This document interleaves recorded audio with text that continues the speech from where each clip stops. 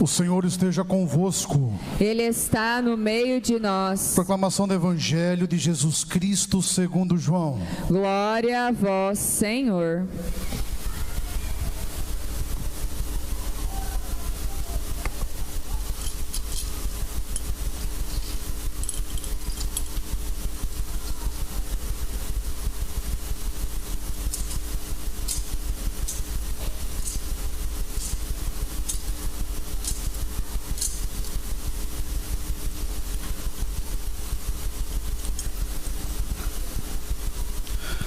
Naquele tempo, ao passar, Jesus viu um homem cego de nascença, e cuspiu no chão, fez lama com a saliva e colocou-a sobre os olhos do cego, e disse-lhe: vai lavar-te na piscina de Siloé, que quer dizer enviado. O cego foi, lavou-se e voltou enxergando. Os vizinhos e os que costumavam ver o cego, pois ele era mendigo, diziam: não é aquele que ficava pedindo esmola? Uns diziam: sim, é ele. Outros afirmavam: não é ele, mas alguém parecido com ele. Ele, porém, dizia: sou eu mesmo. Levaram então aos fariseus o homem que tinha sido cego. Ora, era sábado, o dia em que Jesus tinha feito lama e aberto os olhos do cego. Novamente, então, lhe perguntaram os fariseus como tinha recuperado a vista. Respondeu-lhes: colocou lama sobre os meus olhos, fui lavar-me, agora vejo. Disseram então alguns dos fariseus: esse homem não vem de Deus, pois não guarda o sábado. Mas outros diziam: como pode um pecador fazer tais sinais? E havia divergência entre eles. Perguntaram outra vez ao cego: e tu, o que dizes daquele que te abriu os olhos? Respondeu: é um profeta. Os fariseus disseram-lhe: tu nasceste todo em pecado e estás nos ensinando? E expulsaram-no da comunidade. Jesus soube que o tinham expulsado. Encontrando-o, perguntou-lhe: acreditas no Filho do Homem? Respondeu ele: quem é, Senhor, para que eu creia nele? Jesus disse: tu o estás vendo, é aquele que está falando contigo. Exclamou ele: eu creio, Senhor. E prostrou-se diante de Jesus. Palavra da salvação. Glória a vós, Senhor.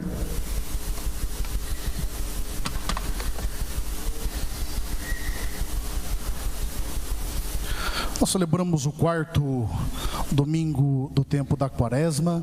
Esse domingo é chamado de Letare, que significa alegria. E em que consiste essa alegria? Ela consiste na proximidade da celebração da Páscoa do Senhor. Mas a alegria não é porque vai acabar a penitência, tá? Não é porque não vai precisar me acordar 4 da manhã com Frei Giz. A alegria é porque Jesus ressuscitou. Ele está vivo, Ele é a nossa esperança. Esse é o sentido dessa alegria, sabe? Aquela expectativa quando algo muito especial e muito importante está para acontecer. E é sempre bom a gente lembrar que o seguinte, eu sempre repito isso com vocês: a liturgia não celebra temas. Não é o tema da Páscoa, o tema da Quaresma, o tema do Advento, o tema do tempo comum. Ela celebra acontecimentos. E esses acontecimentos, pela graça sacramental, encontram de novo espaço em nossa história. Gente, se nós conseguíssemos entender o que a Santa Missa, São Pio de Pietrelcina dizia, que se as pessoas soubessem o que é a Santa Missa, teria que colocar polícia nas igrejas para controlar a presença das pessoas, porque é o próprio Calvário, Cristo, que mais uma vez nos readquire. Então é isso que nós celebramos. No entanto, para que essa visão ela seja possível, nós temos que superar a dinâmica da aparência, porque tal como eu, como você, a gente se apega muito àquilo que a gente vê, é ou não é? E portanto, muitas vezes não conseguimos entrar na essência da coisa. É o que acontece na primeira leitura. Você imagina que Saul tinha desagradado a Deus e o profeta Samuel foi ungir o novo rei de Israel. E quando ele chega à casa de Jessé, onde ele tinha sido mandado, ele vê um mão forte assim, ó, não gordo que nem eu, você vê um papá, né, para correr atrás dos outros, sabe? Aquele guarda-roupa 4x4, esse aqui é o rei de Israel. E Deus fala: Samuel, não é ele, porque eu o rejeitei. E ele vê todos os filhos de Jessé e fala: não está faltando ninguém aqui não? Vai falar assim: tem Davi, que está lá cuidando das ovelhas. Para você, botou, sabe quando o caçula, você bota no serviço mais tranquilo para não encher o saco às vezes? Foi a mesma coisa. Botou lá, ele fala: traz. Diz que Davi era ruivo, de bela aparência. E Deus olha para ele. E a advertência que Deus faz para Samuel é o seguinte: o homem olha a aparência, Deus vê o coração. Isso é muito forte, porque Deus me vê e vê você não como eu aparento às pessoas. Ele me conhece de verdade. Ele sabe das minhas boas e más intenções. Ele sabe aquilo que eu sonho em profundidade, em verdade. Para Deus não existe nada velado. Ele consegue te enxergar. Ele te enxerga mesmo quando você acha que Ele não está mais vendo você. Mas a grande questão é o passo que nós temos que dar para superar essa dinâmica de aparência. E se nós não temos um olhar espiritual sobre a vida, a gente para nisso. Por exemplo, gente, é bonito uma igreja bem arrumada, sim ou não? Eu acho muito linda a nossa paróquia, aquilo que nós conseguimos fazer. Agora quando você vai nessas igrejas peregrinas, você vê cada coisa maravilhosa, não é verdade? Mas gente, isso é aparência. Se não tiver essência, não significa nada. É por isso que nós temos que nos perguntar: será que a minha experiência de fé ela é aparente ou ela é real? E na fé não tem barganha. Ou eu olho com os olhos da fé, ou eu não olho. Um exemplo: nós estamos vivendo a quaresma, certo? Todo mundo aqui está situado, né? Quaresma. E quais são os 3 exercícios da quaresma, lembram?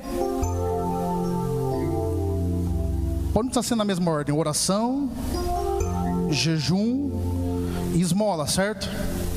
Se eu vivo uma vida meramente aparente, a oração se torna um momento que eu fico quieto lá, e ela vai ser colocada no lugar mais apertado da sua vida. E quando você rezar, você vai sempre achar que está perdendo tempo.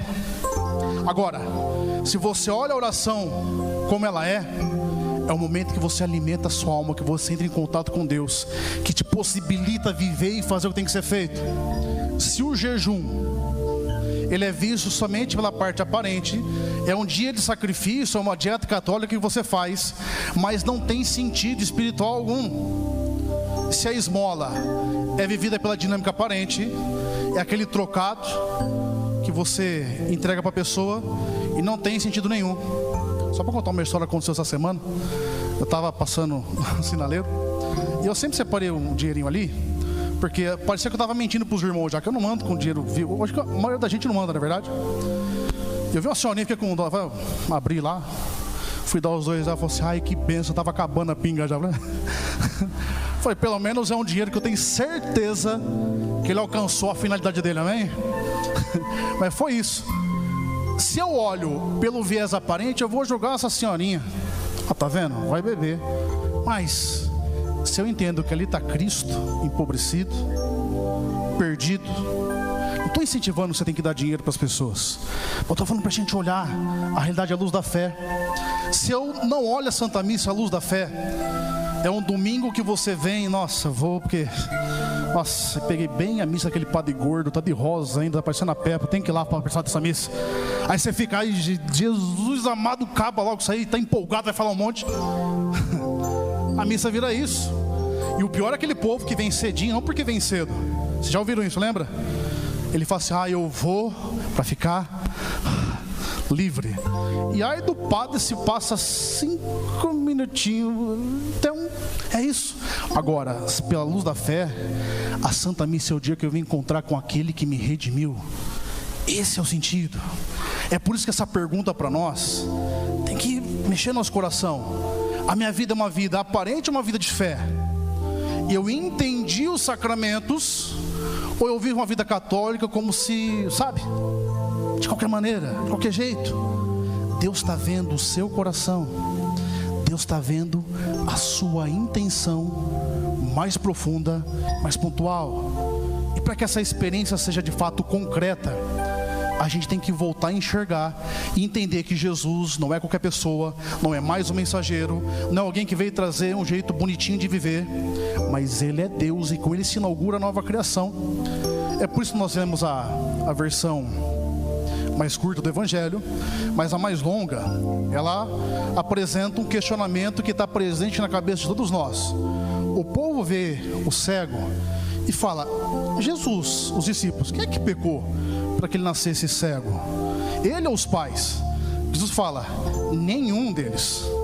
Ele é cego para que a obra de Deus se manifeste na vida dele. Isso nos possibilita até entender os nossos problemas, não é verdade? Os seus problemas é a ocasião na qual Deus pode manifestar a obra dele. Só que essa mentalidade está em todos nós. Sabe por quê? Por exemplo, quando tudo está bem na sua vida, sabe? As contas em dia, está dormindo bem, está comendo bem, não tão bem aqui no parque, tá, sabe? Quando as crianças milagrosamente estão comportadas, tirando nota boa na escola, o que você entende? Que Deus está me abençoando. E quando as coisas dão errado? Na sua vida tem coisa que dá errado, sim ou não? Então significa que Deus não te abençoou? Indo além, há pessoas que passam a vida inteira procurando uma justificativa por aquilo que está dando errado na vida delas. Aí de repente, por algum motivo, desculpa entrar nesse mérito, algum relacionamento não deu certo, alguma coisa não aconteceu, e está difícil encontrar os José, tá feio hoje, está feio. As Maria da vida, está feia. E talvez você passe a vida inteira achando que você está pagando algo. Ou seja, foi algo que eu fiz, é consequência disso eu estou passando alguma carga espiritual. Gente, é claro que eu sou responsável por aquilo que eu faço, eu vou colher consequência. Mas essa leitura espiritual de que eu sofro uma punição em função do passado, não funciona. Gente, vou dar um exemplo. Você viu como que está aí a realidade do Brasil, sim ou não? Sabe? Problema master, blaster, draster. Você acha que se fosse ter esse pagamento imediato de erro, só para usar esse exemplo, o que não aconteceria? Vamos trazer para nós que é mais fácil. Se Deus fosse tratar a mim e a você proporcionalmente às nossas faltas, quem sobraria aqui, gente? Se Ele fosse agir com essa mão pesada? A grande questão é a seguinte: para de ter uma visão mágica das coisas, sabe? De um Deus tapa-buraco que você só procura Ele quando não está bem as coisas. A visão de fé, ela vai redimensionar tudo. E é interessante como Jesus cura esse cego. E essa cura, ela vai lembrar algo muito especial, que lá em Gênesis 2:7, que é a nova criação. Lembra? O Senhor cria o ser humano do barro. Jesus faz lama e passa sobre ele. Eu acho bastante estranha essa cura. Imagina você falar: padre, estou enxergando bem não, estou com a miopia grande, eu estou cego, reza para Deus me curar. E eu faço uma lama. Você fala: não, padre. Estranho, né? Mas o que Jesus está fazendo? Ele fez barro, lembra a nova criação. E a saliva para o homem judeu, ela carregava poder vital. É o equivalente a Jesus que sopra sobre as narinas do ser humano e dá o ar da vida. E o que é essa nova criação? É o ser humano que foi redimido, que foi resgatado e que agora é chamado a viver uma vida, uma existência nova. Esse que é o grande ponto. Essa que é a recriação do Senhor. E sabe por que Jesus teve que fazer isso? Eu tenho certeza que você leu os 46 livros do Antigo Testamento, assim ou não? Nem responda, porque eu vou passar raiva aqui. Os 27 do Novo, você leu a Bíblia, né? Talvez você nem sabe quem é esse tal do Samuel que está falando. Quem é esse Samuel? Se você ler os 46 livros do Antigo Testamento, todos eles, sem exceção, erraram. E se nós olharmos os 46 livros, parece que o projeto de Deus que começa lá no Éden fracassou, deu errado. Só que um dia, na plenitude dos tempos, Cristo visitou nossa condição humana, e a cruz mostra que Ele pagou por mim e por você algo que nós jamais conseguiríamos pagar. Então, a palavra, a boa nova do Evangelho, ela não é sobre merecimento, é sobre graça. Gente, ninguém é merecedor, absolutamente ninguém. Nem o meu santo de devoção, São Pio de Petreutina, que para mim era um anjo de estola, nem ele foi merecedor. É graça. Deus nos concede hoje a sua graça independentemente de méritos. Mas diante disso, qual que é a minha postura? Eu tenho que ter a postura desse cego que foi curado, enxergou Jesus, evangeliza e se posiciona. E você imagina que coisa linda? A primeira pessoa que ele vê é Jesus, é o Senhor. E nós precisamos hoje ver Jesus também em nossas vidas, ser curados das nossas cegueiras, entender, como diz a segunda leitura, que Ele é de fato a luz que ilumina tudo. Mas já caminhando para o encerramento, o problema é que a gente tem parado nas aparências, como diz a primeira leitura. Temos vivido com essa teologia errada, punitiva, de castigo, sabe? Todos nós pensamos, hora ou menos hora disso aí. E o pior, a gente tem uma visão mágica de Deus. Por que mágica? Porque a gente acha que o fato de Ele ter recriado o ser humano, está tudo certo. Da parte de Deus está. Uma coisa é aquilo que eu recebi de Deus pelo batismo. Todo mundo aqui é batizado, sim ou não? Quem não for, tá catequese aí, nós vamos batizar você. O batismo é o sacramento mais importante de todos. E sabe o que é triste hoje? Virou evento social. Então a preocupação do povo não é conferir a vida divina à criança, ela ser abraçada, ser filha no Filho Jesus. O povo está preocupado com a lembrancinha, o almoço vai ter. Gente, é um furdunço. Aquilo que eu falei para vocês umas semanas atrás, esses dias me perguntaram se para ser padrinho precisava ser batizado. Você acredita, gente? Eu falei, não, torcer pro Corinthians. Não tem sentido. Você entendeu? Como que a gente não tem mais a visão espiritual? E por que eu estou dizendo que não tem uma visão mágica de Deus? Se os sacramentos eles exercessem magicamente o que a gente acha, todo batizado seria santo para sempre e não teria pecado algum. Porque quando você é batizado, você é mergulhado em Cristo, você se torna uma nova criatura. Há relatos de pessoas que foram curadas só por tocar numa criança batizada. Tamanha ação da graça que está sobre aquela criança. Teve batizado hoje, eu falei isso, mas eu falei, pelo amor de Deus, não vai pegar a criança e começar a passar a mão, né? Porque tem um povo que é assim. Nós recebemos uma graça, mas será que eu tenho correspondido a isso? Gente, a nossa experiência de fé não pode mais ficar desse jeito, essa visão mágica. Por exemplo, dentro de você, não estou falando no aspecto moral, não existem algumas contradições, sim ou não? Não tem hora que você fica revoltado? Não tem hora que você pensa algumas coisas e fala, gente, como é que eu fui pensar um trem feio desse? Não tem hora que você quer algumas coisas que você não poderia querer? Sim ou não? Não acontece em você essa luta? Isso é nossa condição de criatura. Só que a grande questão é, o fato de eu sentir algo não pode ser critério para aquilo que eu vou fazer, porque a experiência de fé, ela vai fazer com que eu tome uma atitude que, num primeiro momento, vai contestar aquilo que eu quero no momento, mas depois o fruto virá. Guarda essa expressão. A graça de Deus sempre vai acompanhar você no lugar do seu propósito.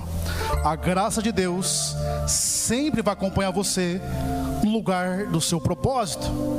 Para expressar isso de maneira mais prática, por exemplo, levanta a mão aqui, você que é casado, levanta aí. Pode levantar, gente. Você que é o que já foi, levanta aí, ó, os casais todos. Pode baixar. O matrimônio é uma bênção, sim ou não? Mas tem hora que você passa umas coisas, não é verdade? Tem hora que você fala assim, fala, Senhor, isso aqui, tudo minha oração foi para isso aqui, eu rezei. Isso é as humanidades nossas, gente. Pode falar a verdade, você não passa por isso, sim ou não? Levanta de novo os casais aqui, ó. Levanta os casais de novo. Pode baixar. Por exemplo, hoje, se o seu esposo ama você mesmo, ele vai comprar um doce, não vai ter jeito. Depois vocês discernam aí. Mas brincadeira à parte, voltando pra cá. Não tem momento que você passa dificuldade? Não tem momento que você não entende o que está acontecendo? Mas o lugar do seu propósito é esse matrimônio aí. É aí que Deus te plantou. É aí que vai florescer. Gente, eu sei que tem condições e condições. Tem um povo que casou com, e às vezes deu errado porque Casou com um povo que parece que é treinado pelo capeta. Um povo que pode sabe como que as coisas acontecem. No entanto, é ali o local do propósito, da resposta. É ali que está a coisa. Isso serve para cada estado de vida. No meu sacerdócio, o propósito, a graça me acompanha quando eu vivo o que tem que ser vivido. Na sua condição, no seu estado de vida. No entanto, hoje nós precisamos fazer algo que somente nós podemos fazer. Eu sei que todo mundo que está aqui já sofreu por alguém por não conseguir mudar uma atitude. Pai e mãe é o que mais sofre com isso, não é verdade? Você vê os filhos, e filho tem uma época da idiotice, né? Que é a adolescência, depois tem uns que fica até hoje. Acho que é só com exorcismo que cura. Que eles acham que sabem, né? Você que está com de 13, 18 aí, você não sabe nada, gente. Você só tem espinha, você não consegue nem se manter, é ou não é? Só que a gente acha na nossa cabeça que você pode, acontece. E quanto se sofre por não conseguir fazer com que a pessoa enxergue que nem se cego? Posso dizer uma coisa para você? Não tem o que fazer, dependendo da situação. A única coisa que você pode fazer é rezar. Santa Mônica rezou 30 anos por Santo Agostinho, gente. Você fala, o senhor já deu uns 35 meu já. Mas vai rezando. Mas se você disser sim a Deus hoje, um novo legado se encontra na sua vida. Dizer sim a Deus é um sim que Ele não aceita barganha. E quem diz sim a Deus e começa a viver essa dinâmica, o matrimônio se torna alguém que você está convivendo junto ali, comendo, bebendo, sobrevivendo, mas se torna o local da sua igreja doméstica, o Cristo que vive e mora ali com você. Quando eu digo sim a Deus, os exercícios quaresmais, eles têm um sentido. A oração que eu te disse é encontro com Ele. O jejum é um momento no qual eu vou percebendo que eu não posso ser escravo das coisas. A esmola não se torna um valor que você dá a uma pessoa pobre. O dízimo não é um dia que você dá para a igreja, mas aquilo que você separa para Ele. Tudo muda. O relacionamento não é um lugar simplesmente para procurar a felicidade individual. Tudo muda, tudo redimensiona. E mesmo os infernos que nós vivemos, as coisas mais dolorosas, quando você diz sim a Ele, mesmo que você não entenda, no tempo certo Ele vai mostrando as coisas. Sabe, minha família foi uma família que passou por muita tribulação. Você imagina que minha avó, quando veio do Nordeste para cá, morou em Baté, ela perdeu um filho no caminho por falta de condição básica de vida, certo? Viveu com meu avô, que era uma benção. Meu avô fugiu 4 vezes com a mesma mulher, escrita. Inclusive uma das filhas, minha madrinha hoje. Olha como que é o mundo da cidade pequena. Passou por isso. Minha mãe perdeu um filho com 11 anos de idade, acidente de carro. Então passou por muita coisa. Mas o que é enxergar isso à luz de Deus? É dizer que Deus te abandona quando as coisas dão errado? Não. Tem coisa que é consequência da fragilidade, das coisas trágicas que acontecem na vida. Mas quando eu tenho a coragem de confiar, mesmo diante daquilo que eu não entendo, eu enxergo as coisas. Queria que você ficasse com essa imagem hoje, que eu vou encerrar de fato, agora, de verdade agora. Uma vez, já contei para vocês aqui, São Pio de Pietreutina contava uma história. Dizia que a criança, eu sempre confundo o bordado, o crochê, o de linha é o quê? Crochê, né? Crochê, né? Isso que a mãe estava fazendo lá. E quem entende sabe que o verso é muito feio, né? É tudo distorcido, enfim. E a criança pequenininha viu e falou: nossa, mas que negócio mais feio que você está fazendo aí, velho? Ela falou: calma, quando ficar pronto eu vou te mostrar. E passaram uns dias, passaram uns dias, ela ficou pronta. Ela pega, coloca a criança no colo e ela fica encantada com a beleza daquilo, porque até então ela estava vendo as coisas no verso, não na frente. A vida nossa é isso. Se você confia em Deus e se confiar, talvez muitas vezes você não vai entender o que está acontecendo. Talvez a tragédia, as coisas ruins, as dificuldades, elas vão surgir. Mas se você se mantém fiel, um dia Deus vai te colocar no colo e vai te mostrar: é essa a obra grandiosa que eu fiz na sua vida. Só pede uma coisa: que você diga sim a Ele. E dizer sim talvez hoje é você perdoar alguém, perdoar a sua história, Dizer sim talvez seja você entender que o seu lugar, o propósito é na sua casa. Dizer sim a Deus talvez hoje seja aquele evento no passado não ficar te perturbando tanto mais, e você ficar o tempo todo, sabe, aquela sensação de que deu errado, eu falo, não vai resolver nada. Dizer sim a Deus muitas vezes eu não caminhar somente com a razão, mas uma fé que ela não é escuridão, ela é luz, porque ela ilumina algo que eu ainda não vejo, mas um dia vai ser realidade. Mas essa aventura, somente você e eu podemos dizer. Aproveite esse tempo da quaresma, diga sim a Ele. Sabe, a gente caminha com cada coisa no coração, não é verdade? Carrega tanto peso, tanta dor, tanta coisa. Libera isso. Já vai ter muita coisa para você sofrer, fica tranquilo. Mas libera a sua história. E sabe o que é pior? Deus perdoa sempre, mas o grande problema é que a gente não se perdoa. A gente se martiriza, a gente não aceita, a gente se culpa, a gente se bate, a gente se dá, e a gente erra às vezes. Mas se você dizer sim a Ele, Ele redimensiona toda a sua história. Jesus pegou pessoas comuns e transformou em heróis da fé, gente. Olha quem foi Pedro, olha quem foi Paulo, olha quem foi todos os personagens que cruzaram a vida com Jesus.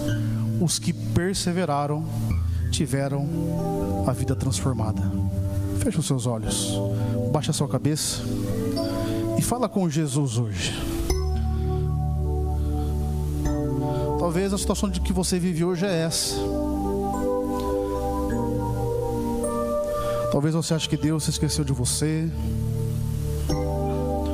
Talvez você tenha até caminhado bem, mas aquela sensação dolorosa, sabe, de não viver plenamente em Deus. Talvez hoje você passa por alguma incompreensão,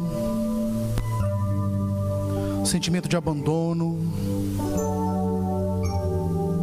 Talvez você está tão machucada por confiar nas pessoas, nas coisas, que você escolheu se fechar, e a sua vida tem se tornado amarga. Talvez aquilo que deu errado na sua vida tem tido muito mais força do que a possibilidade de se reinventar hoje. E Deus só te pede uma coisa, Ele fala: meu filho, minha filha, abaixa a guarda, solta esse monte de pedra, abaixa a guarda. Ele não está aqui para condenar os seus atos, Ele está aqui para te abraçar. Como dizia semana passada Jesus à samaritana: quem beber dessa água não terá mais sede, e do seu interior jorrarão rios e rios e rios e rios de água viva. Nesse perdão, nessa reconciliação, o meio pelo qual rios e rios de água viva, de realização, de verdadeiro amor de Deus na sua vida, vai surgindo em você. É só você dizer sim para Deus.